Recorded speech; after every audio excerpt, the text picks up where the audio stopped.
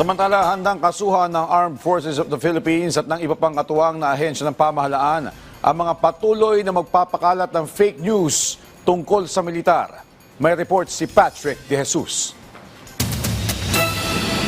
Walang na-monitor ang Armed Forces of the Philippines sa kanilang hanay na nagsusulong ng military junta sa gitna ng patuloy na issue sa politika.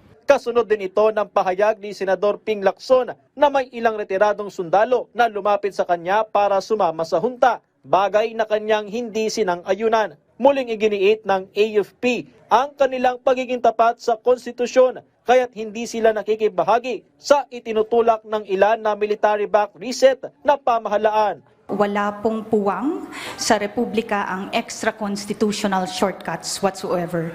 Hindi po ito parang isang video game, no, na pwede pong nating i-restart.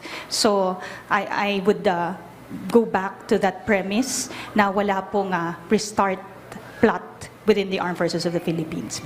When we use a chain of command, loyalty to the chain of command, it's not just loyalty to the who sits on top, but basically it's the structure of these commands that are being followed.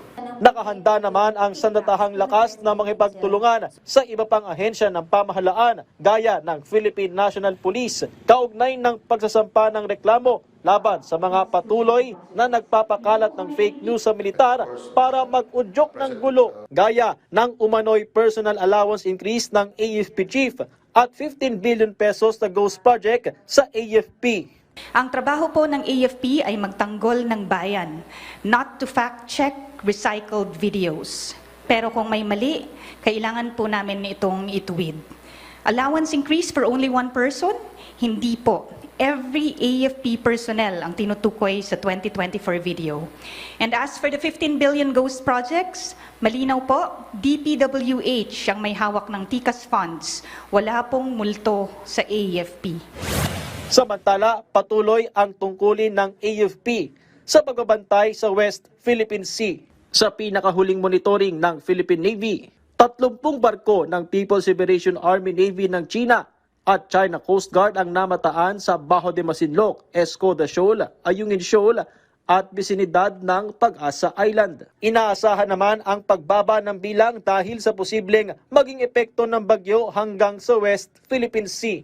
No untoward incident, no coercive and aggressive actions were monitored, but the illegal presence is still there. At any one time, we have an ongoing patrol on air and at sea. Patrick De Jesus para sa Pambansang TV sa Bagong Pilipinas.